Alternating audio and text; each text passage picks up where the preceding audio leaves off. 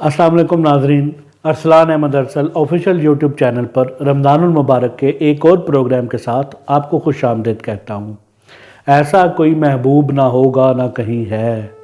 ऐसा कोई महबूब ना होगा ना कहीं है, बैठा है चटाई पे मगर अर्श नशी है। नाज़रीन, इस शेर के साथ आपको अंदाज़ा हो गया होगा कि आज हम जिस शख्सियत पर बात करने जा रहे हैं उनका नाम है मोहम्मद आज़म चिश्ती रहमतुल्लाह अलैह। नाज़रीन, इस प्रोग्राम में हम सिर्फ मोहम्मद आज़म चिश्ती की नात गोई और नात ख़ानी पर बात नहीं करेंगे, बल्कि कोशिश करेंगे कि उनको जो दीगर उलूम पर महारत हासिल थी उनका भी तज़किरा किया जाए, और इसके अलावा उनके जो सवानी कवाइफ हैं उनको भी मुख्तसरन बयान किया जाए और देखें कि उनकी तालीम व तरबियत कैसे माहौल में हुई और वो किस माहौल में परवान चढ़े। नाज़रीन, मोहम्मद आज़म चिश्ती के आबा व अजदाद ईरान से आए थे, लिहाजा फ़ारसी उनके घर की थी। मोहम्मद आज़म चिश्ती 15 मार्च 1921 को चक झुमरा के करीब एक गांव बुर्ज में पैदा हुए और चक झुमरा हाई स्कूल में मैट्रिक की तालीम हासिल की। और इस दौरान चूँकि वो खुशगलू थे तो जो हफ्तावार तकरीबात होती थी स्कूल में, यानी दुआ पढ़नी, तलावत करनी, नबी करीम सल्लल्लाहु अलैहि वसल्लम की बारगाह में नात शरीफ का नजराना पेश करना या कोई और जो चीज़, यानी तरन्नुम और लहन से जो भी पढ़ना होता था वो आज़म चिश्ती साहब पढ़ते थे। आज़म चिश्ती साहब के वालिद मोहम्मद दीन चिश्ती, जिस तरह के मैंने अभी अर्ज़ किया कि चूँकि वो ईरान से आए थे इनके अजदाद, तो मोहम्मद दीन चिश्ती तबीयतन दरवेश और सूफ़ी थे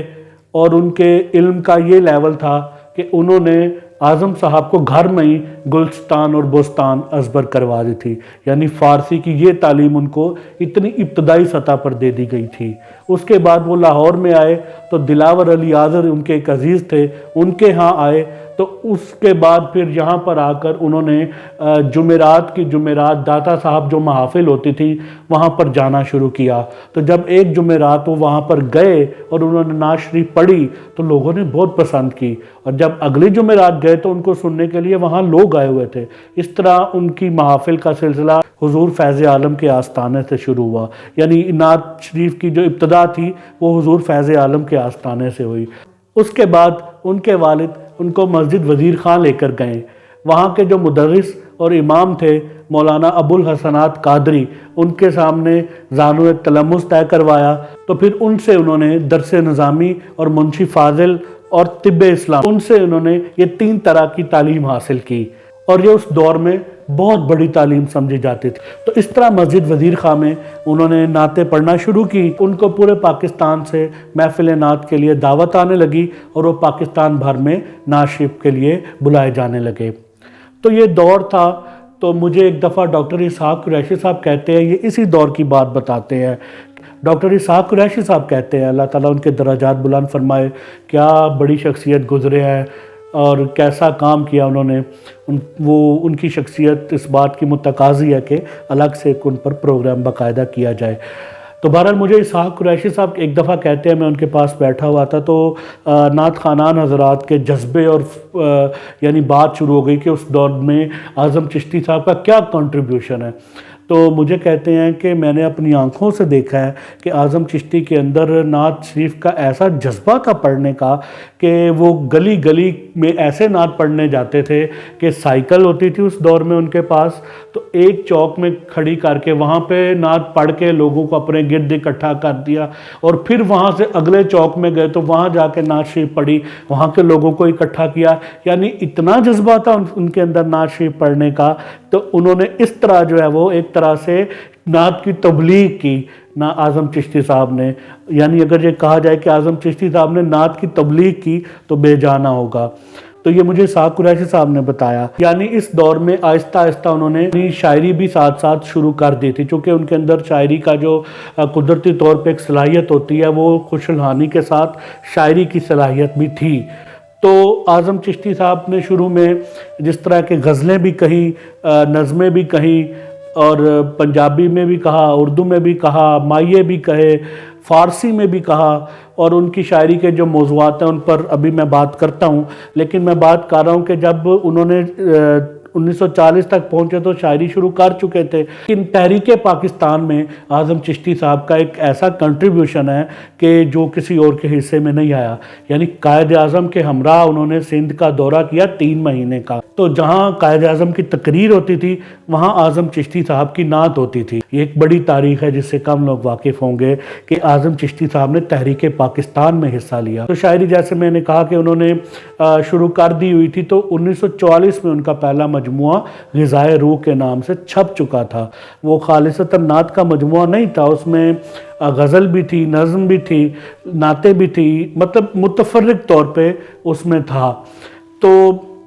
اس کے بعد اور ایسے 3 اعزازات ہیں جو اعظم چشتی صاحب کے حصے میں آئے، یعنی جب پھر 1947 میں ریڈیو پاکستان کا آغاز ہوا تو جو ریڈیو پر پہلی نعت نشر ہوئی وہ اعظم چشتی صاحب کی تھی۔ پھر 1965 میں جب ٹیلی ویژن کا آغاز ہوا تو پہلی نعت ٹیلی ویژن پر اعظم چشتی صاحب کی نشر ہوئی، اور پاکستان میں نعت کے تعلق سے سب سے پہلے حکومتی سطح پر جس کو پرائڈ آف پرفارمنس دیا گیا، حکومتی اعزاز سے نوازا گیا، وہ بھی 1979 میں اعظم چشتی صاحب کی ہی شخصیت ہے جن کو تاریخ میں پہلی مرتبہ پرائڈ آف پرفارمنس دیا گیا۔ تو یہ ایسے اعزازات ہیں جو اعظم چشتی صاحب کے حصے میں آئے۔ یہ بھی بہت کم دیکھنے میں آیا ہے کہ اعظم چشتی صاحب کا نام تو ملتا ہے کہ یہ پائنیئرز میں سے ہیں، لیکن جب اعظم چشتی صاحب نے نعت خوانی کا آغاز کیا تو 2 نام اس وقت تھے ایسے جو نمایاں تھے اور نعت خوانی کر رہے تھے، جن میں ایک نام جان محمد امرت سری کا ہے اور دوسرا نام سرفراز بابا کا، یعنی یہ 2 نام ایسے ہیں جو اس وقت نعت خوانی کر رہے تھے جب اعظم چشتی صاحب نعت خوانی کے میدان میں آئے۔ لیکن چونکہ اعظم چشتی صاحب کا اسلوب ایسا تھا کہ وہ پھر ڈومینیٹ کر گیا بہت زیادہ۔ اور ایک اور ایسی بات جو کم لوگوں کو پتہ ہوگی، ایک ایسے بھی نعت خوان تھے جو عالم دین بھی تھے اور نعت خوان بھی تھے، جن کے سامنے اعظم چشتی صاحب نے نعت خوانی میں زانو تلمس طے کیا، یعنی باقاعدہ شاگردی کی۔ یہ بھی ایسی بات ہے جو کم لوگوں کو پتہ ہوگی کہ اعظم چشتی صاحب نے علامہ حکیم فضل الہی رحمۃ اللہ علیہ کی شاگردی اختیار کی نعت خوانی میں۔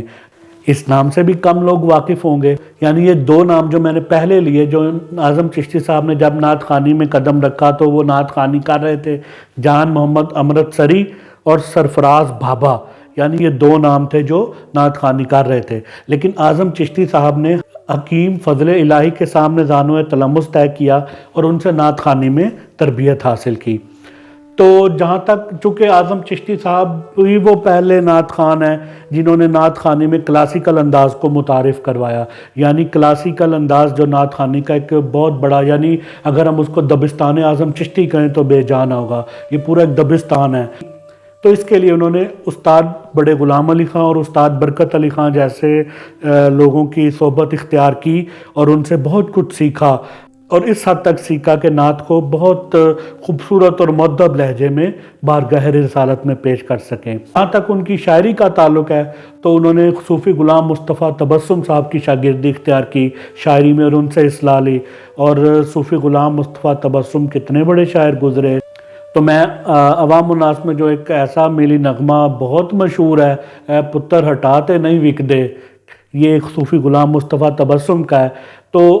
میں نے صرف اس لیے بتایا کہ عام خاص کو تو معلوم ہے، لیکن عوام الناس میں بھی اس کا پتہ چلے کہ صوفی غلام مصطفیٰ تبسم کتنے بڑے شاعر تھے، یعنی 100 بار چمن مہکا 100 بار بہار آئی، دنیا کی وہی رونق دل کی وہی تنہائی۔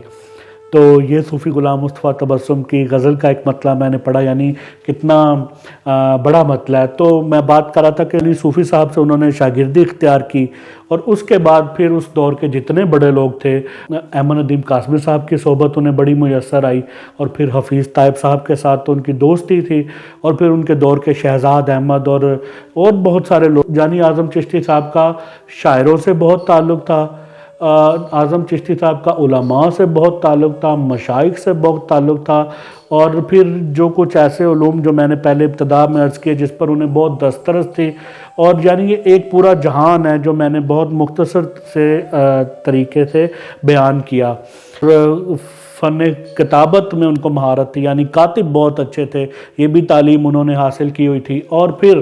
ایک اور جب ان کی نعت خوانی کا یہ عروج ہوا اور ان کی نعت گوئی بھی بہت مشہور ہونے لگی، چونکہ وہ خود نعت گو تھے تو انہوں نے جب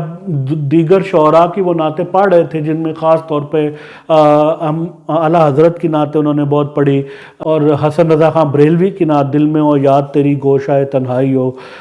یہ کیسی بات، اور پھر اس کے بعد پیر میر علی شاہ صاحب کی نعت اج سکھ متراں دی ودھیری ہے، جس طرح انہوں نے پڑھی وہ اس کا آج تک بھی اس کے سحر سے کوئی نہیں نکل سکا، اور آج بھی اسی طرز میں پڑھی جا رہی ہے جیسے اعظم چشتی صاحب نے پڑھی، اور بہت ایسی چیزیں فارسی میں، اردو میں، پنجابی میں اعظم صاحب نے پڑھی تو اپنے کلام سے ہٹ کر۔ لیکن اس کے بعد پھر جیسے میں نے عرض کیا کہ اعظم چشتی صاحب کی اپنی شاعری بھی چھپ چکی تھی 1944 تک مجموعہ، تو اس میں سے انہوں نے نعتیں پڑھنی شروع کی، اور پھر آہستہ آہستہ بتدریج ان کی نعت گوئی کا جو ہوتا گیا، اور ایسی نعتیں انہوں نے لکھی کہ جو زباں زد خاص و عام ہوئی۔ آج کے پروگرام کا جو موضوع ہے وہ ایک یہ بھی ہے کہ اعظم چشتی صاحب چونکہ بطور نعت خوان ان کو بہت دیکھا گیا، لیکن اعظم چشتی صاحب اور نعتیں بھی ان کی بہت مشہور ہوئیں اور بہت پڑھی گئیں، لیکن ان کی نعت گوئی کا بہت سارا حصہ ایسے ہے جو بہت ادبی سطح پر جس کو پرکھنا چاہیے تھا لیکن ابھی تک نہیں دیکھا گیا، محققین اور ناقدین کی نظر اس تک کبھی نہیں پہنچی، جو اعظم چشتی کا ایسا حصہ ہے شاعری کا جو خاص طور پہ ان کے آخری مجموعہ معراج، جس کو جمشید چشتی صاحب نے ان کی وفات کے بعد شائع کیا، تو معراج کے نام سے وہ شائع ہوا، تو اس کا جو ایک واقعی ان کی شاعری کی معراج ہے اس مجموعے میں، اور اس میں احمد ندیم قاسمی اور حفیظ طیب صاحب نے جو لکھا ہوا ہے، یعنی اس کے جو پیشوائی اور دی باچا جات، تو اس میں بھی ایک واضح نظر آتا ہے کہ انہوں نے یہ بات کی ہے کہ یہ اعظم چشتی کی شاعری اور خاص طور پہ نعت گوئی کی معراج ہے۔ تو اعظم چشتی صاحب نے ایک بات میں ان کی شاعری سے ہٹ کر ایک اور بات میرے ذہن میں آئی جو بڑی خاصے کی اور کرنے والی ہے کہ اعظم چشتی صاحب نے قالینوں کا کاروبار کیا ہے،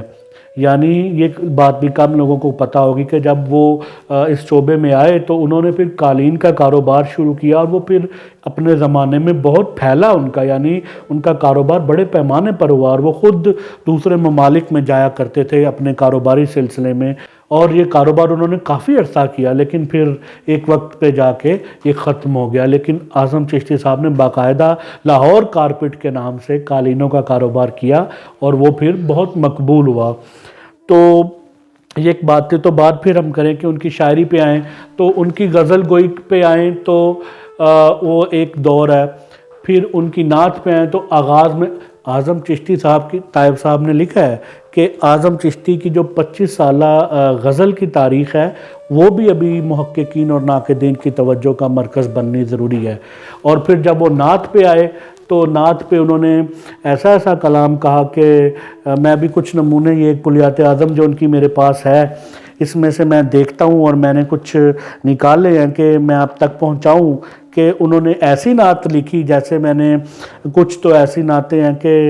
بہت مشہور ہوئیں، ایک تو ابتدا میں میں نے پڑھ دی کہ مطلع پڑھا کہ ایسا کوئی محبوب نہ ہوگا نہ کہیں ہے، بیٹھا ہے چٹائی پہ مگر عرش نشیں ہے، اور بھی ان کی کئی نعتیں جو بڑی مقبول ہوئیں پنجابی میں، اردو میں، کی سی جے درد بن کے آ جاندوں میرے لوں دے وچ سما جاندوں۔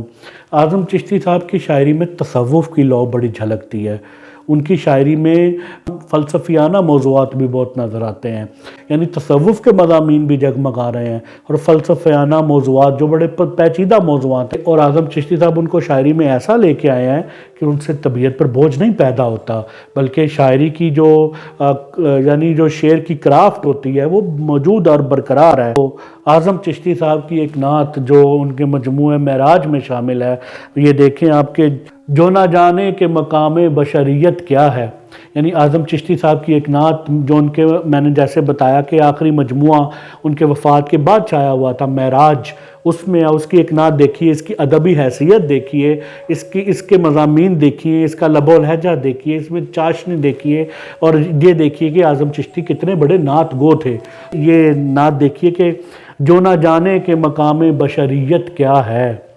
جو نہ جانے کہ مقام بشریت کیا ہے، کیا وہ سمجھے گا کہ سرکار کی عظمت کیا ہے، ایک امی لقب انسان کی فراست پہ نثار، ایک امی لقب انسان کی فراست پہ نثار، ساری دنیا کو بتایا کہ حکومت کیا ہے۔ نکتہ دانوں نے لیا اس سے فصاحت کا سبق، نکتہ دانوں نے لیا اس سے فصاحت کا سبق، آ کے پوچھے کوئی ان سے کہ بلاغت کیا ہے۔ عقل و دانش کی زباں گنگ، سخن ور خاموش، لب کشائی کی کسی کو یہاں جرت کیا ہے۔ سارے پیمانے غلط اور ترازو بیکار، کوئی سمجھا نہ سکا ان کی حقیقت کیا ہے۔ ان کے کہنے پہ خدا کو بھی خدا مانا ہے، ان کے کہنے پہ خدا کو بھی خدا مانا ہے، اور اس ذات کے عرفان کی صورت کیا ہے۔ اور ہے تیری ذات سے نسبت یہی دولت ہے میری، تیرے قربان دو عالم کی حقیقت کیا ہے، تیرے قربان دو عالم کی حقیقت کیا ہے۔ یہ بھی کیا کم ہے کہ ہوں دور مگر دھیان میں ہوں، یہ بھی کیا کم ہے کہ ہوں دور مگر دھیان میں ہوں، اس سے بڑھ کر میرے آقا میری قیمت کیا ہے۔ اعظم اس محسن اعظم کا کرم ہے مجھ پر، اعظم اس محسن اعظم کا کرم ہے مجھ پر، ورنہ میں کون ہوں اور میری حقیقت کیا ہے۔ یعنی اس نعت سے آپ دیکھیں کہ ان کی نعت گوئی کتنی پختہ ہے، یعنی ایسی نہیں ہے کہ جس کو ہم ایک نعت خان کی نعت گوئی قرار دیں۔ یعنی اگر میں یہ کہوں کہ اعظم چشتی اتنے بڑے نعت خان تھے کہ ان کے ہم عصر لوگوں میں اور ان کے بعد آنے والے لوگوں میں کوئی ان کے شہر سے نہیں نکل سکا تو یہ بے جانا ہوگا۔ اور اگر میں یہ کہوں کہ اعظم چشتی اتنے بڑے نعت گو تھے کہ اگر ان کی نعت خوانی کی حیثیت کو ایک طرف رکھ کر صرف ان کو بطور نعت گو اور ان کی نعت گوئی کا ہی جائزہ لیا جائے تو میرے خیال میں اعظم چشتی ایک بڑے اور پورے نعت گو ہیں۔ یعنی نعت گوئی کے لیے وہ فنی محاسن جو کسی بڑے اور ادبی نعت گو میں ہونے چاہیے وہ اعظم چشتی کی نعت میں موجود ہیں۔ اور ان کے شاگردوں کی فہرست پر اگر نظر دوڑائی جائے تو ثناء اللہ بٹ صاحب بڑے سینئر موسٹ ان کے شاگرد ہیں، باقاعدہ شاگرد ہیں۔ اس کے علاوہ الطاف الرحمن پاشا اور کرم الہی، اشرف چشتی، یعنی ان کے نامور شاگرد ہوئے ہیں۔ ان کے بعد ایک نام ایسا ہے نعت خوانی کی دنیا میں جن کا الگ سے بہت بڑا نام ہوا، اور نعت خوانی میں انہوں نے جو کام کیا اس پر بہت بات کر چکا ہوں میں۔ سید منظور الکونین شاہ صاحب، وہ بھی ان کے شہر سے نہیں نکلے، ہمیشہ یہی کہتے رہے کہ اعظم اعظم ہے۔ اعظم چشتی ایک تھا، یعنی میں یہ شاہ صاحب کے جملے بول رہا ہوں کہ اعظم چشتی ایک تھا، اعظم چشتی کو کوئی نہیں پہنچ سکتا، نہ اس کے ہم عصر لوگوں میں نہ اس کے بعد میں آنے والوں لوگوں میں، یعنی وہ اپنی مثال آپ تھا، وہ ایک ہمہ جہت شخصیت تھا۔ تو اعظم چشتی صاحب کے شہر میں سید منظور الکونین ساری زندگی گرفتار رہے اور ان کو اپنا رول ماڈل سمجھتے رہے، نعت خوانی میں اور نعت گوئی میں بھی وہ اعظم چشتی صاحب کو بہت بڑا مقام دیتے تھے۔ لیکن میں یہ بات کر رہا ہوں چونکہ اعظم چشتی صاحب نعت خوان تھے، یعنی ان کا ابتدائی حوالہ نعت خوانی بنی، تو جو ان کی وجہ شہرت بہت زیادہ یعنی رہی عوام الناس میں وہ نعت خوان کے ہی رہی۔ ان کی نعت گوئی اس طرح سے الگ سے محققین و ناقدین کا اس پر دھیان نہیں گیا کہ وہ کتنے بڑے نعت گو ہیں۔ یعنی ایک وہ بڑی ہمہ جہت شخصیت تھے، خوش لباس تھے، خوش پوش تھے، خوش شکل تھے، ان کا ایک جس طرح پنجابی میں کہتے ہیں پورا ٹیکا ہوتا تھا ان کے بیٹھے ہوئے پوری ایک مجلس میں، کہتے ہیں کہ کوئی شخص بھی نہیں۔ اور پھر گرہ بندی ایک ایسا فن تھا کہ جس کے وہ پائنیئر ہوئے ہیں، ایسی گرہ بندی اردو کی، فارسی کی، پنجابی کی انہوں نے کی ہے، اساتذہ کی ہے، اور یہ ایک باقاعدہ ہے۔ جہاں تک ان کی نعت خوانی کا اگر تعلق، چونکہ وہ جستہ جستہ باتیں جیسے ذہن میں آ رہی ہیں میں کرتا چلا آ رہا ہوں کہ ان کی نعت خوانی میں جو ورائٹی ہے وہ ایسا لگتا ہے کہ وہ کچھ ایسی مخصوص چیزیں ہیں جو ہمیشہ ان پر غالب رہی ہیں نعت خوانی میں، کچھ ایسی طرزیں ہیں، کچھ ایسی بندشیں ہیں وہ ان پر رہی ہیں، اور وہ انہوں نے اس میں پھر ایسا رچاؤ سے پڑھا ہے کہ وہ انہی کا ہی خاص ہے۔ آج بھی محمد اعظم چشتی کے رنگ میں پڑھنے والے بہت لوگ ہیں، نئی نسل ہے جو ان کے انداز میں پڑھ رہی ہے، ان کو فالو کر رہی ہے، بہت سارے لوگ ہیں۔ اور پھر ان کے جو صاحبزادگان ہیں، خاص طور پہ اس وقت جمشید اعظم چشتی صاحب اور اسرار چشتی یہ نعت کہہ بھی رہے ہیں، نعت پڑھتے بھی ہیں۔ اس مجموعی حوالے سے میں نے سمجھا کہ رمضان المبارک میں ایک پروگرام اعظم چشتی صاحب پہ ضرور ہونا چاہیے، جس میں یہ بات ہوئی کہ ان سے پہلے نعت خوان کون تھے، انہوں نے کس کی شاگردی اختیار کی، انہوں نے درس نظامی سیکھا تو کس سے سیکھا، اور اس کے علاوہ اگر موسیقی کی تعلیم حاصل کی تو وہ کس سے حاصل کی۔ پھر تحریک پاکستان میں جو ان کا کردار ہے، ریڈیو ٹی وی پر یہ اعزاز ان کو کہ پہلی نعت ان کی نشر ہوئی، پہلی دفعہ حکومتی سطح پر اعزاز ان کو عطا کیا گیا، یعنی کچھ ایسی چیزیں ہیں یعنی جو پائنیئر ہوتا ہے کسی شعبے کا، یہ اس حوالے سے ہے۔ اور اعظم چشتی صاحب کا سحر آج بھی اسی طرح قائم ہے، اور تاریخ میں آنے والے ہر دور میں جب بھی بر صغیر میں نعت خوانی کی کلاسیکی روایت کا ذکر کیا جائے گا تو اعظم چشتی صاحب کا نام سر فہرست آئے گا، اور جب نعت گوئی کی تاریخ مرتب کی جائے گی تو کبھی بھی مورخ اعظم چشتی صاحب کے کلام کو فراموش نہیں کر سکے گا۔ ابھی ان کے کلام کی ادبی حیثیت متعین ہونا باقی ہے، جس پر اب امید کرتا ہوں کہ محققین اور ناقدین کا خیال جائے گا اور وہ اس پر مزید ریسرچ کریں گے، اور جامعات میں اس پر کام ہوگا، مختلف سطح پر جانی کام ہوگا۔ 31 جولائی 1993 کو اعظم چشتی صاحب کا انتقال ہوا۔ 1921 سے لے کے 1993 تک یہ ایک پورا عہد ہے، اور نعت خوانی اور نعت گوئی کی تاریخ اور کبھی بھی اعظم چشتی کو فراموش نہیں کر سکے گی، اور نعت خوانی کی حیثیت ان کی الگ ہے اور نعت گوئی کا مقام ان کا الگ ہے۔ وہ مجموعی سطح پر بھی بہت بڑے ہیں اور الگ الگ بھی ان کا بہت بڑا نام ہے۔ تو میں امید کرتا ہوں کہ بہت ساری نئی باتوں کا اعظم چشتی صاحب کے حوالے سے آپ کو پتہ چلا ہوگا۔ یہ بات شاید کرنی رہ گئی کہ ان کے 5 شعری مجموعے شائع ہوئے ہیں، جن میں غذائے روح، رنگ و بو، نیر اعظم، نیندرے اور معراج ان کا آخری مجموعہ ہے۔ اور اس آخری مجموعے میں سے میں اعظم صاحب کا ایک شعر سنا کے آپ سے اجازت چاہتا ہوں کہ اعظم گدائے شہر رسالت مآب ہوں، اعظم گدائے شہر رسالت مآب ہوں، تربت بھی میری کوئے نبی میں بنائی جائے، تربت بھی میری کوئے نبی میں بنائی جائے۔ اسی کے ساتھ مجھے اجازت دیجیے، کل انشاءاللہ ایک اور پروگرام کے ساتھ آپ سے ملاقات ہوگی۔ کل تک کے لیے اجازت دیجیے، اللہ حافظ۔